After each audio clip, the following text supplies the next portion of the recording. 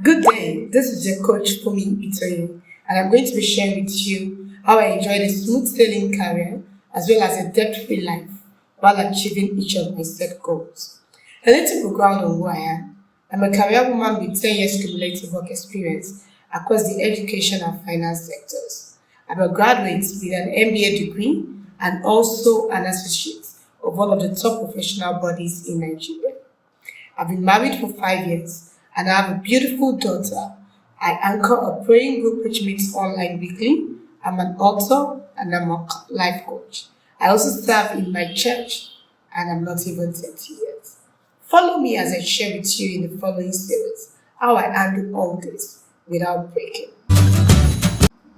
The first thing you need to know about me is that I'm a go getter.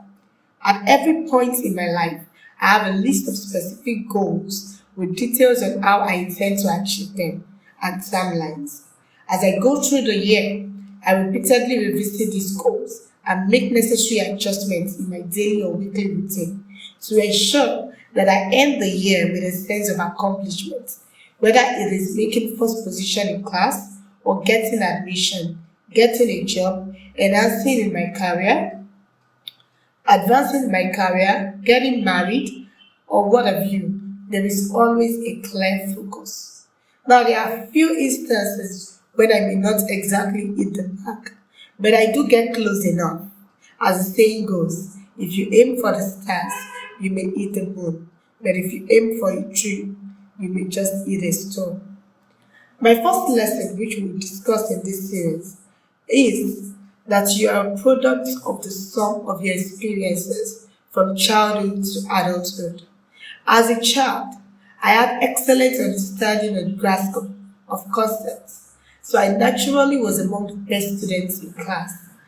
My dad was a teacher in the same school I attended and one of the best in discipline and in teaching. So naturally, there was a lot of pressure on me to excel. I didn't like getting punished or flogged, so the easiest way out was to outperform.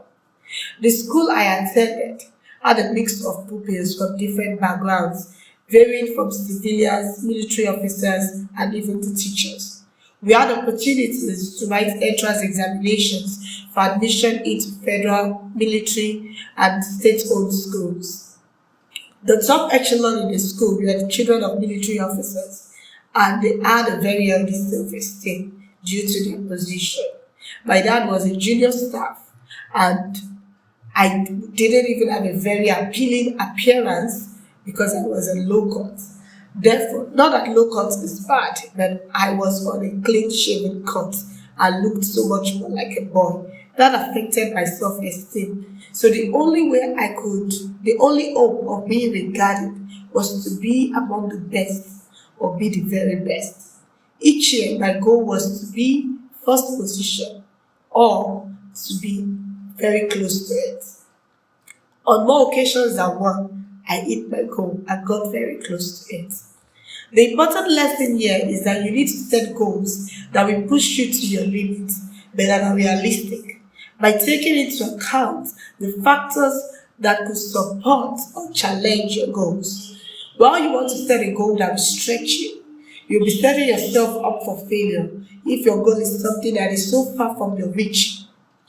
Whether you acknowledge it or not, a failed goal saps a little of your self-confidence, as several consecutive failed goals damages your self-esteem.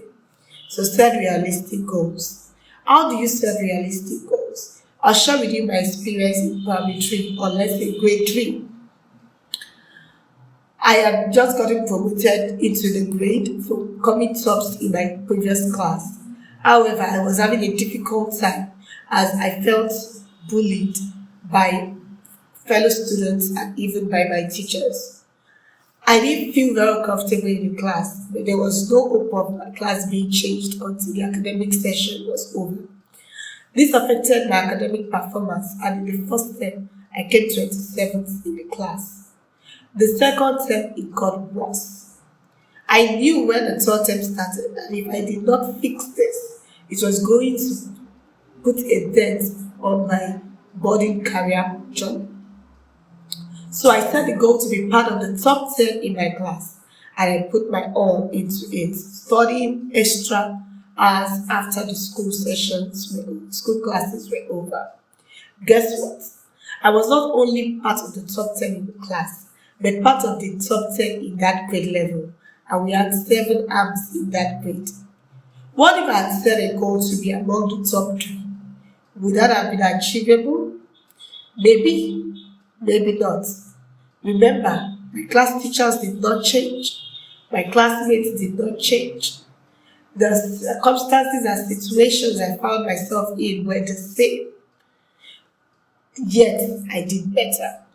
Because when setting goals, like I said, take into cognizance the factors that support and the factors that challenge your goals. By achieving that goal, my self confidence was restored. I repeatedly came first in my next class and was even among the top students in the grade 4 promotional exams. So right now, I want you to write the goal or goals that you want to achieve in the remaining days of this year. You might need to revisit the ones you've written before and make adjustments. Let the goal stretch you. Write out your strategy for achieving success and make sure it's realistic. It may be a small goal this year, but a part of a bigger goal in a few years. Or it may be that one big thing that you've always wanted. Starting today, take small but progressive steps towards achieving that goal, and you'll find yourself a lot more further than you currently are by the end of the year. If this video has helped you, please feel free to share it with others. See you in the next episode of this series.